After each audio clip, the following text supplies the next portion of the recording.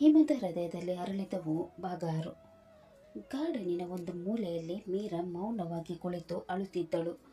ಅವಳ ಕಣ್ಣೀರು ನಿಲ್ಲುತ್ತಿರಲಿಲ್ಲ. ಅಷ್ಟರಲ್ಲಿ ಅಲ್ಲಿಗೆ ಬಂದ ಶೌರ್ಯ ಅವಳಿಗೆ ಸಮಾಧಾನ ಮಾಡಿ ಅವಳ ಕಣ್ಣೀರನ್ನು ಮೃದುವಾಗಿ ಒರೆಸಿದನು. ಅದೇ ಕ್ಷಣ ಆಫೀಸಿನಿಂದ ಮನೆಗೆ ಬಂದ ರುದ್ರನ ದೃಷ್ಟಿ ಇವರಿಬ್ಬರ ಮೇಲೆ ಬಿದ್ದಿತು. ಆ ದೃಷ್ಟಿ ಕಂಡ ಕ್ಷಣವೇ ಅವನ ಕಣ್ಣುಗಳಲ್ಲಿ ಕೋಪ ಹೊತ್ತಿತು. ಮುಷ್ಟಿಗಳು ಬಿಗಿಯಾದವು. ಮೀರಾ ಕಣ್ಣೆತ್ತಿ ನೋಡಿದಳು. ಅವಳ ಮುಂದೆ ರುದ್ರ ನಿಂತಿದ್ದನು. ಅವನ ಮುಖದಲ್ಲಿ ಕೋಪ ಸ್ಪಷ್ಟವಾಗಿತ್ತು. ಅವಳು ಒಂದು ಕ್ಷಣ ಬೆಚ್ಚಿ ಬಿದ್ದಳು. ರುದ್ರನ ಕೋಪದ ಕಾರಣ ಅವಳಿಗೆ ಅರ್ಥವಾಯಿತು. ಅವನು ವೇಗವಾಗಿ ಅವಳ ಹತ್ತಿರ ಬಂದು ಅವಳ ಕೈಯನ್ನು ಗಟ್ಟಿಯಾಗಿ ಹಿಡಿದನು. ಒಳಗೆ ಬಾ ಎಂದು ಕೋಪದಿಂದ ಹೇಳಿ ಅವಳನ್ನು ತನ್ನ ಜೊತೆ ಎಳೆದುಕೊಂಡು ಹೋದನು. ಆ ಕೋಪದಲ್ಲೂ ದ್ವೇಷ ಮಾತ್ರ ಇರಲಿಲ್ಲ, ಅವಳು ನನ್ನವಳು ಎಂಬ ಹಕ್ಕಿನ ಭಾವನೆ ಕೂಡ ಇತ್ತು. ಶೌರ್ಯ ಅಲ್ಲೇ ನಿಂತು ರುದ್ರನನ್ನೇ ನೋಡುತ್ತಿದ್ದನು. ಅವನಿಗೆ ಅಣ್ಣನ ವರ್ತನೆ ವಿಚಿತ್ರವಾಗಿ ಅನಿಸುತ್ತಿತ್ತು. ಈ ಅಣ್ಣನಿಗೆ ಏನಾಗಿದೆ? ಯಾಕೆ ಈ ರೀತಿ ವಿಚಿತ್ರವಾಗಿ ವರ್ತಿಸ್ತಾ ಇದ್ದಾನೆ? ಮೀರಾ ನನ್ನ ಜೊತೆ ಇದ್ರೆ ಇವನಿಗೆ ಯಾಕೆ ಇಷ್ಟು ಕೋಪ? ನನ್ನ ಜೊತೆ ಕೂಡ ಸರಿಯಾಗಿ ಮಾತಾಡ್ತಾ ಇಲ್ಲ ಅಂತ ಶೌರ್ಯ ಆಳವಾಗಿ ಉಸಿರಿಳಿದನು. ಅಣ್ಣ ಬದಲಾಗ್ತಾ ಇದ್ದಾನೆ ಎಂದು ಮನಸ್ಸಿನಲ್ಲಿ ಹೇಳಿಕೊಂಡು ನಿಧಾನವಾಗಿ ಅಲ್ಲಿಂದ ತನ್ನ ರೂಮ್ ಕಡೆ ನಡೆದನು. ಮೀರಾಳನ್ನು ರೂಮಿನೊಳಗೆ ಎಳೆದುಕೊಂಡು ಬಂದ ರುದ್ರ ಅವಳನ್ನು ಗೋಡೆಗೆ ಒರಗಿಸಿ ನಿಂತನು. ಅವನ ಕಣ್ಣುಗಳಲ್ಲಿ ಕೋಪ ಉರಿಯುತ್ತಿತ್ತು. ಅವನು ಅವಳ ಕೈ ಹಿಡಿದಿದ್ದ ಬಿಗಿದ್ದ ಮೀರಾಳಿಗೆ ನೋವುಂಟು ಮಾಡುತ್ತಿತ್ತು. ಅವನ ಆ ರೂಪ ನೋಡಿ ಮೀರಾ ಭಯದಿಂದ ನಡುಗತೊಡಗಿದಳು. ರುದ್ರ ಅವಳ ಸೊಂಟವನ್ನು ಗಟ್ಟಿಯಾಗಿ ಹಿಡಿದು ಅವಳ ಮುಖದ ಹತ್ತಿರ ಬಂದು ಗದರಿದನು. ನಿನ್ನೆನೆ ಹೇಳಿದ್ದೆ ಅಲ್ವಾ ಯಾರ ಜೊತೆ ಸೇರಬಾರ್ದಂತ, ಮತ್ತೆ ಯಾಕೆ ಅವನ ಜೊತೆ ಇದ್ದೆ? ಭಯಗೊಂಡ ಮೀರಾ ತಡಬಡಿಸುತ್ತಾ ಹೇಳಿದಳು. ಬೇಜಾರಾಗುತ್ತಾ ಅಂತ ಗಾರ್ಡನ್ ಹತ್ರ ಹೋಗ್ಕೊಳ್ತಿದ್ದೆ. ಆಗ ಶೌರ್ಯ ಸರ್ ಬಂದರು. ನಾನೇನು ಅವ್ರನ್ನ ಕರೀಲಿಲ್ಲ. ಅವನು ಬಂದಂತ ಅವನ ಜೊತೆ ಹರಟೆ ಹೊಡಿತೀಯಾ ಎಂದು ರುದ್ರ ಇನ್ನಷ್ಟು ಕೋಪಗೊಂಡನು. ಅವನು ಬಂದಾಗಲೇ ಎದ್ದೊಳಗೆ ಬರಬೇಕಿತ್ತು. ಅವನು ಬೈಯುತ್ತಾ ಹತ್ತಿರ ಬಂದಾಗ ಅವನ ಬಿಸಿ ಉಸಿರು ಮೀರಾಳ ಮುಖಕ್ಕೆ ತಾಗುತ್ತಿತ್ತು. ಅವಳು ಭಯದಿಂದ ಕಣ್ಣು ಮುಚ್ಚಿಕೊಂಡಳು. ಅದನ್ನು ಗಮನಿಸಿದ ರುದ್ರ ಅವಳ ಗಲ್ಲವನ್ನು ಹಿಡಿದು ಮುಖ ಮೇಲಕ್ಕೆ ಎತ್ತಿದನು. ಯಾಕೆ ಕಣ್ಣು ಮುಚ್ಕೊಂಡೆ? ಕಣ್ ತೆರೆದು ನನ್ನ ನೋಡು. ನನ್ನ ನೋಡಿದ್ರೆ ಖುಷಿ ಆಗಲ್ವಾ? ಹೇಳು ಎಂದು ಗಟ್ಟಿಯಾಗಿ ಗದರಿದನು. ಮೀರಾ ಭಯದಿಂದ ನಡುಗತೊಡಗಿದಳು. ಅದು ಅದು ಎಂದು ತೊದಲತೊಡಗಿದಳು. ಅವಳ ತುಟಿಗಳು ಭಯದಿಂದ ಕಂಪಿಸುತ್ತಿದ್ದವು.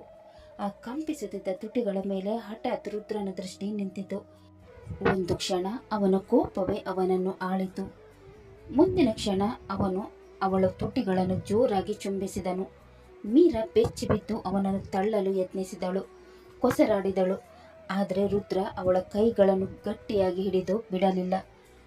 ಕೆಲವು ಕ್ಷಣಗಳ ನಂತರ ಅವನು ನಿಧಾನವಾಗಿ ದೂರ ಸರಿದನು. ಅವನ ಉಸಿರಾಟ ಭಾರವಾಗಿತ್ತು. ಇವತ್ತು ನೀನು ಮಾಡಿರೋ ತಪ್ಪಿಗೆ ಇದೇ ಶಿಕ್ಷೆ ನಿನಗೆ.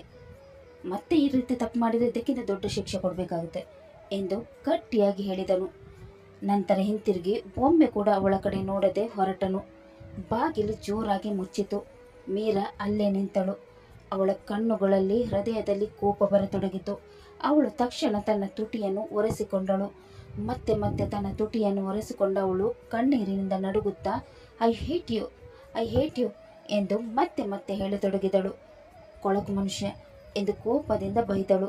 ಅವಳು ಎಷ್ಟು ತುಟಿಗಳನ್ನು ಉಚ್ಚಿಕೊಂಡರೂ ಅವನ ಸ್ಪರ್ಶ ಮಾತ್ರ ಅಳಿಯುತ್ತಿರಲಿಲ್ಲ. ಕೋಪ, ಅವಮಾನ, ಗೊಂದಲ ಎಲ್ಲವೂ ಅವಳ ಮನಸ್ಸನ್ನು ಕಾಡುತ್ತಿತ್ತು. ಕೊನೆಗೆ ಊಟ ಮಾಡದೆ ಹಾಗೆಯೇ ಮಲಗಿಕೊಂಡಳು. ಆದರೆ ಕಣ್ಣು ಮುಚ್ಚಿದ ಕ್ಷಣವೇ ರುದ್ರನ ಮುಖ, ಅವನ ಕೋಪ, ಆ ಚುಂಬನ ಮತ್ತೆ ಮತ್ತೆ ಕಣ್ಣ ಮುಂದೆ ಬರತೊಡಗಿತು. ರಾಕ್ಷಸ ಎಂದು ನಿಧಾನವಾಗಿ ಬೈಯುತ್ತಾ ಅವಳು ಕಣ್ಣೀರಲ್ಲಿ ನಿದ್ರೆಗೆ ಜಾರಿದಳು. ಮತ್ತೊಂದು ಕಡೆ ತನ್ನ ರೂಮ್ಗೆ ಬಂದ ರುದ್ರ ಕೋಪದಿಂದ ಗ್ಲಾಸ್ ಹಿಡಿದು ಕುಡಿತಿದ್ದನು. ಆದರೂ ಅವನ ಮನಸ್ಸು ಶಾಂತವಾಗುತ್ತಿರಲಿಲ್ಲ. ನಂತರ ಊಟ ಮಾಡಿ ಮಲಗಿದನು. ಅವನಿಗೆ ನಿದ್ರೆ ಹತ್ತಲಿಲ್ಲ. ಮಗ್ಗುಲು ಬದಲಾಯಿಸಿದಷ್ಟು ಮೀರಾಳ ಮುಖವೇ ಕಣ್ಣ ಮುಂದೆ ಬರುತ್ತಿತ್ತು. ಭಯದಿಂದ ನಡುಗುತ್ತಿದ್ದ ಅವಳ ಕಣ್ಣುಗಳು, ಕಂಪಿಸುತ್ತಿದ್ದ ತುಟಿಗಳು. ಅವನು ಕಣ್ಣು ಮುಚ್ಚಿಕೊಂಡನು. ಆದರೆ ಆ ಚುಂಬನದ ಅನುಭವ ಇನ್ನೂ ಅವನೊಳಗೆ ಜೀವಂತವಾಗಿತ್ತು. ಅವನಿಗೆ ಅದು ಮೊದಲ ಬಾರಿಗೆ ಒಂದು ಹೆಂಗಸನ್ನು ಚುಂಬಿಸಿದ್ದನು. ಎಂದು ಕೋಪದಿಂದ ಎದ್ದು ಕುಳಿತನು. ನಂತರ ಯೋಚಿಸದೆ ನೇರವಾಗಿ ಮೀರಾಳ ರೂಮಿನ ಕಡೆ ನಡೆದನು. ಬಾಗಿಲು ನಿಧಾನವಾಗಿ ತೆರೆದು ಒಳಗೆ ನೋಡಿದನು. ಮೀರಾ ವಿಹಾನ್ ಪಕ್ಕ ಮಲಗಿದ್ದಳು. ಅವಳ ಮುಖದಲ್ಲಿ ಕಣ್ಣೀರನ ಗುರುತು ಇನ್ನೂ ಕಾಣಿಸುತ್ತಿತ್ತು. ಅವನು ಒಂದು ಕ್ಷಣ ಅವಳನ್ನೇ ನೋಡಿದನು. ನಂತರ ಏನೋ ನೆನಪಾದಂತೆ ಹಿಂತಿರುಗಿ ಹೊರಡಲು ಮುಂದಾದನು. ಅಷ್ಟರಲ್ಲಿ ಅವನ ದೃಷ್ಟಿ ಟೇಬಲ್ ಮೇಲಿದ್ದ ಮುಚ್ಚಿದ ತಟ್ಟೆಯ ಮೇಲೆ ಬಿತ್ತು. ರುದ್ರನ ಮುಖ ಮತ್ತೆ ಗಟ್ಟಿಯಾಯಿತು. ಮತ್ತೆ ಊಟ ಮಾಡದೆ ಮಲಗಿದ್ದಾಳೆ ಎಂದು ನಿಧಾನವಾಗಿ ಹೇಳಿಕೊಂಡನು. ನಿನ್ನೆನೆ ಹೇಳಿದ ಊಟ ಮಾಡದೆ ಮಲಗಬಾರ್ದಂತ. ನಾನು ಹೇಳಿದ ಮಾತು ಯಾಕೆ ಕೇಳಲ್ಲ ಇವಳು? ಅವನಿಗೆ ಕೋಪ ಬರಬೇಕಿತ್ತು. ಆದರೆ ವಿಚಿತ್ರವಾಗಿ ಅವನೊಳಗೆ ಕಾಳಜಿ ಹೆಚ್ಚಾಗುತ್ತಿತ್ತು. ಅಷ್ಟೊಂದು ಹಠನ? ಚಿಕ್ಕ ಮಕ್ಕಳ ಹತ್ರ ಹಠ ಮಾಡ್ತಾಳೆ ಎಂದು ಅವಳತ್ತ ನೋಡ್ತಾ ನಿಧಾನವಾಗಿ ಹೇಳಿದನು. ಅವನು ನಿಧಾನವಾಗಿ ಅವಳ ಹತ್ತಿರ ನಡೆದನು. ಮಲಗಿದ್ದ ಮೀರಾಳ ಮುಖವನ್ನು ಒಂದು ಕ್ಷಣ ಮೌನವಾಗಿ ನೋಡಿದನು. ಅವನು ನಿಧಾನವಾಗಿ ಹಾಸಿಗೆ ಹತ್ತಿರ ಕುಳಿತನು. ಒಂದು ಕ್ಷಣ ಅವನ ಕೈ ಅನಾಯಾಸವಾಗಿ ಮೀರಾಳ ಮುಖದ ಹತ್ತಿರ ಹೋಯಿತು. ಆದರೆ ಕೂಡಲೇ ನಿಂತಿತು. ನಾನು ಏನು ಮಾಡ್ತಾ ಇದ್ದೀನಿ ಎಂದು ತನ್ನನ್ನೇ ತಾನು ಪ್ರಶ್ನಿಸಿಕೊಂಡನು. ಅವನು ಎದ್ದು ಹೋಗಲು ಮುಂದಾದನು. ಅಷ್ಟರಲ್ಲಿ ನಿದ್ರೆಯಲ್ಲಿ ಮೀರಾ ನಿಧಾನವಾಗಿ ಏನೇನೋ ಗೊಣಗಿದಳು. ಪ್ಲೀಸ್ ನನ್ನ ಮಗನಿಗೆ ಏನು ಮಾಡಬೇಡಿ ಎಂದು ಭಯದಿಂದ ಹೇಳಿದಳು. ಆ ಮಾತು ಕೇಳಿದ ಕ್ಷಣ ರುದ್ರನ ಹೆಜ್ಜೆಗಳು ನಿಂತವು. ಅವಳ ಕನಸಿನಲ್ಲೂ ಅವಳು ತನ್ನ ಮಗನಿಗಾಗಿಯೇ ಭಯಪಡುತ್ತಿದ್ದಳು. ಅವನು ನಿಧಾನವಾಗಿ ಹಿಂತಿರುಗಿ ಅವಳತ್ತ ನೋಡಿದನು. ಅವನ ಕಣ್ಣುಗಳಲ್ಲಿ ಮೊದಲ ಬಾರಿಗೆ ಒಂದು ವಿಚಿತ್ರ ಮೃದುತ್ವ ಮೂಡಿತು. ನಿಧಾನವಾಗಿ ಮುಂದೆ ಬಂದು ಅವಳ ಮುಖದ ಮೇಲೆ ಬಿದ್ದಿದ್ದ ಕೂದಲನ್ನು ಸರಿಸಿದನು. ಆ ಸ್ಪರ್ಶಕ್ಕೆ ಮೀರಾ ಸ್ವಲ್ಪ ಕದಲಿದಳು. ಆದರೆ ಅವಳಿಗೆ ಎಚ್ಚರವಾಗಲಿಲ್ಲ. ಅವನು ಕುಡಿದಿದ್ದರಿಂದ ಅವನ ಕಠಿಣ ಮನಸ್ಸು ಆ ರಾತ್ರಿ ಸ್ವಲ್ಪ ಮೃದುವಾಗಿತ್ತು. ರುದ್ರ ಮೌನವಾಗಿ ಮೀರಾಳನ್ನೇ ನೋಡುತ್ತಿದ್ದನು. ಆ ನಿದ್ರೆಯಲ್ಲಿರುವ ಮುಖ, ಆ ಶಾಂತ ಕಣ್ಣುಗಳು, ಆ ಮೃದುವಾದ ತುಟಿಗಳು. ಅವನ ದೃಷ್ಟಿ ಅವಳ ಮೇಲೆ ತದೇಕಚಿತ್ತವಾಗಿ ನಿಂತಿತ್ತು. ಅವನಿಗೆ ನಿಧಾನವಾಗಿ ಅವಳ ಮೇಲೆ ಒಲವು ಮೂಡತೊಡಗಿತು. ಅವನು ಮೊದಲು ಚುಂಬಿಸಿದ್ದ ಆ ತುಟಿಗಳತ್ತ ಮತ್ತೆ ಅವನ ದೃಷ್ಟಿ ಹೋಯಿತು. ಆ ನೆನಪು ಬಂದ ಕ್ಷಣವೇ ಅವನ ಮನಸ್ಸು ಮತ್ತೆ ಅವಳತ್ತ ಸೆಳೆಯಿತು. ನಿಧಾನವಾಗಿ ಅವಳ ಹತ್ತಿರ ವಾಲಿದನು. ಅಷ್ಟರಲ್ಲಿ ಮೀರಾಳಿಗೆ ಸಡನ್ ಆಗಿ ಎಚ್ಚರವಾಯಿತು. ತನ್ನ ಮುಖಕ್ಕೆ ಹತ್ತಿರವಾಗಿದ್ದ ರುದ್ರನನ್ನು ನೋಡಿ ಅವಳ ಎದೆ ಬಡಿತ ಹೆಚ್ಚಾಯಿತು. ಅವಳು ತಕ್ಷಣ ಎದ್ದು ಕುಳಿತುಕೊಳ್ಳಲು ಮುಂದಾದಳು. ಆ ಗಾಬರಿಯಲ್ಲಿ ಅವನ ಹಣೆಯು ಅವಳ ಹಣೆಗೆ ಡಿಕ್ಕಿ ಹೊಡೆಯಿತು. ರುದ್ರ ಕೂಡಲೇ ಹಿಂದೆ ಸರಿದು ತಡಪಡಿಸುತ್ತಾ ಹೇಳಿದನು, ಅದು ನೀನು ಊಟ ಮಾಡಿಲ್ಲಲ್ವಾ, ಅದಕ್ಕೆ ಎಬ್ಬಿಸೋಣ ಅಂತ ಬಂದೆ. ಅವನ ಮಾತುಗಳಲ್ಲಿ ಮೊದಲ ಬಾರಿಗೆ ಒಂದು ಮುಜುಗರ ಇತ್ತು. ಏನು ನೋಡ್ತಾ ಇದೆಯಾ ಎಂದು ತಕ್ಷಣ ಗಟ್ಟಿಯಾಗಿ ಮಾತನಾಡಲು ಪ್ರಯತ್ನಿಸಿದನು. ಬೇಗ ಊಟ ಮಾಡು, ಇಲ್ಲಾಂದರೆ ಬಲವಂತವಾಗಿ ತಿನ್ನಿಸ್ಬೇಕಾಗುತ್ತೆ. ನಿನ್ನೆ ಹೇಳಿದೆ ಅಲ್ವಾ ಊಟ ಬಿಡಬಾರ್ದಂತ, ಮತ್ತೆ ಯಾಕೆ ಊಟ ಮಾಡಿದ ಮಲಗಿದ್ದೀಯಾ? ಅವನ ಮಾತು ಕೇಳಿ ಮೀರಾಳಿಗೆ ಭಯವಾಗತೊಡಗಿತು. ಮತ್ತೆ ಎಲ್ಲಿ ಚುಂಬಿಸುತ್ತಾನೋ ಅನ್ನೋ ಗಾಬರಿಯಿಂದ ಅವಳು ಕೂಡಲೇ ಎದ್ದು ಗಬಗಬ ಅಂತ ತಿನ್ನತೊಡಗಿದಳು. ರುದ್ರ ಮೌನವಾಗಿ ಅವಳನ್ನೇ ನೋಡುತ್ತಿದ್ದನು. ಅವಳ ಭಯ ಅವನಿಗೆ ಸ್ಪಷ್ಟವಾಗಿ ಗೋಚರಿಸುತ್ತಿತ್ತು. ತಿನ್ನುತ್ತಿರುವಾಗ ಅವಳಿಗೆ ಪಿಕ್ಕಳಿಕೆ ಬಂತು. ಅವನು ಕೂಡಲೇ ಅವಳ ಹತ್ತಿರ ಬಂದು ಗ್ಲಾಸಿನಲ್ಲಿ ನೀರು ಕೊಟ್ಟನು. ನಿಧಾನವಾಗಿ ತಿನ್ನು ಎಂದು ಮೃದುವಾಗಿ ಹೇಳಿದನು. ಮೀರಾ ಆಶ್ಚರ್ಯದಿಂದ ಅವನತ್ತ ನೋಡಿದಳು. ಆ ಕಾಳಜಿ ಅವಳಿಗೆ ಅರ್ಥವಾಗುತ್ತಿರಲಿಲ್ಲ. ಊಟ ಮುಗಿದ ನಂತರ ಅವಳು ಭಯದಿಂದ ನಿಧಾನವಾಗಿ ಹೇಳಿದಳು, ಊಟ ಆಯಿತು, ನೀವೀಗ ಹೊರಡಿ. ರುದ್ರ ಏನು ಹೇಳದೆ ಎದ್ದು ಹೊರಡಲು ಮುಂದಾದನು. ಆದರೆ ಕುಡಿದಿದ್ದರಿಂದ ಅವನ ಹೆಜ್ಜೆಗಳು ತಡಬಡಿಸಿದವು.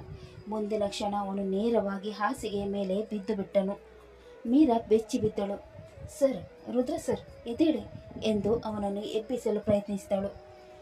ಆಗಲೇ ಅವಳಿಗೆ ಅವನ ಬಾಯಿಯಿಂದ ಬರುತ್ತಿದ್ದ ಶರಾಬಿನ ವಾಸನೆ ತಟ್ಟಿತು. ಕೊಳಕು ಮನುಷ್ಯನಿಗೆ ಕುಡಿಯುವ ಅಭ್ಯಾಸ ಬೇರೆ ಇದೆಯಾ ಎಂದು ಕೋಪದಿಂದ ಗುಣಗಿದಳು. ಈಗ ಏನು ಮಾಡೋದು, ಇವನನ್ನು ಹೇಗೆ ಎಬ್ಬಿಸುವುದು ಎಂದು ಗೊಂದಲದಲ್ಲಿ ನಿಂತಳು. ಅಷ್ಟರಲ್ಲಿ ರುದ್ರ ಹಠಾತ್ ಅವಳ ಕೈಯನ್ನು ಗಟ್ಟಿಯಾಗಿ ಹಿಡಿದನು. ಮೀರಾ ಬೆಚ್ಚಿ ಬಿದ್ದು ಕೈ ಬಿಡಿಸಿಕೊಳ್ಳಲು ಪ್ರಯತ್ನಿಸಿದಳು. ಬಿಡಿ ಎಂದು ನಿಧಾನವಾಗಿ ಹೇಳಿದಳು.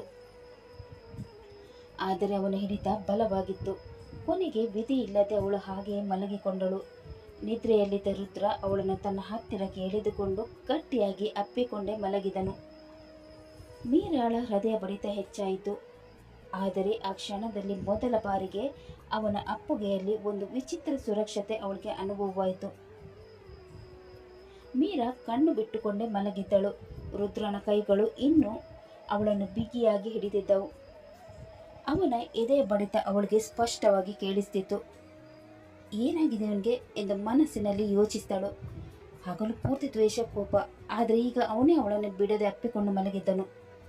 ಮೀರಾ ನಿಧಾನವಾಗಿ ಅವನ ಕೈ ಬಿಡಿಸಿಕೊಳ್ಳಲು ಪ್ರಯತ್ನಿಸಿದಳು. ಆದರೆ ನಿದ್ರೆಯಲ್ಲಿದ್ದ ರುದ್ರ ಇನ್ನೂ ಹತ್ತಿರಕ್ಕೆ ಅವಳನ್ನು ಎಳೆದುಕೊಂಡನು.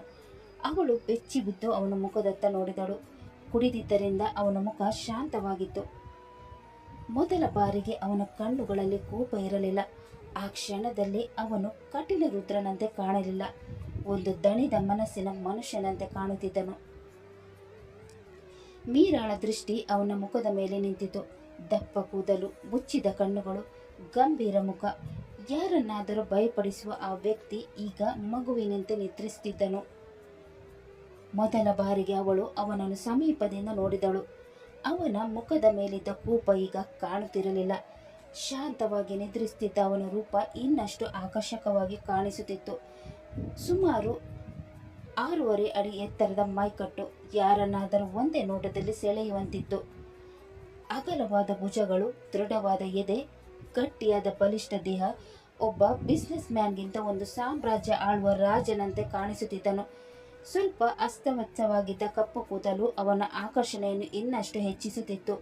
ತೀಕ್ಷ್ಣವಾದ ಕಣ್ಣುಗಳು, ಗಂಭೀರ ಮುಖ, ಅವನ ಮುಖದ ಮೇಲೆ ನೀಟಾಗಿ ಟ್ರಿಮ್ ಮಾಡಿದ್ದ ದಟ್ಟ ಗಡ್ಡ ಅವನ ಆಕರ್ಷಣೆಯನ್ನು ಇನ್ನಷ್ಟು ಹೆಚ್ಚಿಸುತ್ತಿತ್ತು. ಯಾರೇ ನೋಡಿದರೂ ಒಮ್ಮೆ ಅವನ ಮುಖದತ್ತ ಮತ್ತೆ ನೋಡಬೇಕೆನ್ನಿಸುವಂಥ ಅಪಾರವಾದ ಚಾರ್ಮ್ ಅವನಲ್ಲಿತ್ತು. ಅವನು ಕೋಪದಿಂದ ನೋಡಿದರೆ ಎದುರಿಗಿದ್ದವರು ಕಣ್ಣೆತ್ತಿ ಮಾತನಾಡಲು ಕೂಡ ಹೆದರುತ್ತಿದ್ದರು. ಆದರೆ ಈಗ ನಿದ್ದೆಯಲ್ಲಿದ್ದ ಅವನ ಮುಖದಲ್ಲಿ ಒಂದು ವಿಚಿತ್ರ ಶಾಂತಿ ಕಾಣಿಸುತ್ತಿತ್ತು. ಯಾವಾಗಲೂ ಕಠಿಣ ಮಾತುಗಳನ್ನು ಆಡುತ್ತಿದ್ದ ಆ ತುಟಿಗಳು ಈಗ ಮೌನವಾಗಿ ನಿದ್ರಿಸುತ್ತಿದ್ದವು. ಅವನ ಬಿಸಿ ಉಸಿರು ಅವಳ ಮುಖಕ್ಕೆ ತಾಗುತ್ತಿತ್ತು. ರಾಕ್ಷಸ ಎಂದು ನಿಧಾನವಾಗಿ ಬೈದಳು. ನಿದ್ರೆಯಲ್ಲಿದ್ದ ರುದ್ರ ಏನೋ ಗೊಣಗತೊಡಗಿದನು. ಹೋಗಬೇಡ ಎಂದು ನಿಧಾನವಾಗಿ ಹೇಳಿದನು. ಮೀರಾಳಿಗೆ ಆಶ್ಚರ್ಯವಾಗಿ, ಇವನು ಯಾರಿಗೆ ಹೇಳ್ತಾ ಇದ್ದಾನೆ? ನನ್ಗ? ಅವಳು ಮೌನವಾಗಿ ಅವನನ್ನೇ ನೋಡಿದಳು. ಅವನ ಹಿಡಿತದಲ್ಲಿ ಒಂದು ಭಯ ಕಾಣಿಸುತ್ತಿತ್ತು, ಯಾರನ್ನು ಕಳೆದುಕೊಳ್ಳುವ ಭಯ. ಮೀರಾಳ ಹೃದಯದಲ್ಲಿ ಏನೋ ವಿಚಿತ್ರ ಭಾವನೆ ಮೂಡಿತು. ಆದರೆ ತಕ್ಷಣವೇ ಅವಳು ತನ್ನನ್ನು ತಾನು ತಡೆದುಕೊಂಡಳು. ಇಲ್ಲ, ಇವನು ಒಳ್ಳೆಯವನಲ್ಲ ಎಂದು ಮನಸ್ಸಿನಲ್ಲಿ ಹೇಳಿಕೊಂಡಳು. ಆದರೂ ಅವನ ಅಪ್ಪುಗೆಯಿಂದ ಹೊರಬರಬೇಕು ಅನ್ನುವ ಮನಸ್ಸು ಆ ಕ್ಷಣದಲ್ಲಿ ಅವಳಿಗೆ ಇರಲಿಲ್ಲ. ಅವನು ತನ್ನನ್ನು ಬಿಡಲ್ಲ ಅಂತ ಗೊತ್ತಾದ ಮೇಲೆ ಅವನ ಜೊತೆಗೇನೆ ಮಲಗಿಕೊಂಡಳು. ಕತೆ ಮುಂದುವರಿಯುವುದು. ರಾತ್ರಿ ಇಡೀ ಮೀರಾಳನ್ನು ಅಪ್ಪಿಕೊಂಡೇ ಮಲಗಿದ್ದ ರುದ್ರ ಬೆಳಿಗ್ಗೆ ಎದ್ದಾಗ ಯಾವ ರೀತಿಯ ರಿಯಾಕ್ಷನ್ ಕೊಡುತ್ತಾನೆ? ತನ್ನ ಕೋಪವನ್ನು ಮರೆತು ಮೀರಾಳ ಹತ್ತಿರವಾಗುತ್ತಾನ, ಇಲ್ಲ ಮತ್ತೆ ರೌದ್ರವತಾರ ತೋರಿಸ್ತಾನ? ಇನ್ನೊಂದು ಕಡೆ ಇವರಿಬ್ಬರನ್ನು ಒಟ್ಟಿಗೆ ನೋಡಿದ ಇಶಿಕಾ ಮೀರಾಳಿಗೆ ಮತ್ತೆ ಯಾವ ಹೊಸ ತೊಂದರೆ ಕೊಡುತ್ತಾಳೆ? ಇಶಿಕಾಳ ಮನಸ್ಸಿನಲ್ಲಿ ಇನ್ನೇನು ಅಪಾಯಕಾರಿ ಪ್ಲಾನ್ ನಡೆಯುತ್ತದೆ? ದ್ವೇಷದ ಮಧ್ಯೆ ಪ್ರೀತಿ ಹುಟ್ಟುತ್ತದೆಯಾ, ಇಲ್ಲ ಈ ಸಂಬಂಧ ಇನ್ನಷ್ಟು ಭಯಾನಕ ತಿರುವು ಪಡೆಯುತ್ತದೆಯಾ? ಇವೆಲ್ಲದರ ಉತ್ತರ ತಿಳಿಯಲು ಮುಂದಿನ ಸಂಚಿಕೆ ತಪ್ಪದೆ ನೋಡಿ. ಅಲ್ಲಿ ತನಕ ಈ ಕಥೆ ನಿಮಗೆ ಇಷ್ಟವಾದಲ್ಲಿ ಲೈಕ್ ಮಾಡಿ, ಶೇರ್ ಮಾಡಿ ಮತ್ತು ಸಬ್ಸ್ಕ್ರೈಬ್ ಮಾಡೋದನ್ನು ಮಾತ್ರ ಮರೆಯಬೇಡಿ. ಹಾಗೆ ಕಥೆ ಹೇಗಿದನ್ನು ಕಮೆಂಟ್ ಬಾಕ್ಸಲ್ಲಿ ತಿಳಿಸಿ. ಮುಂದಿನ ಸಂಚಿಕೆಯಲ್ಲಿ ಮತ್ತೆ ಭೇಟಿಯಾಗೋಣ. ಧನ್ಯವಾದಗಳು.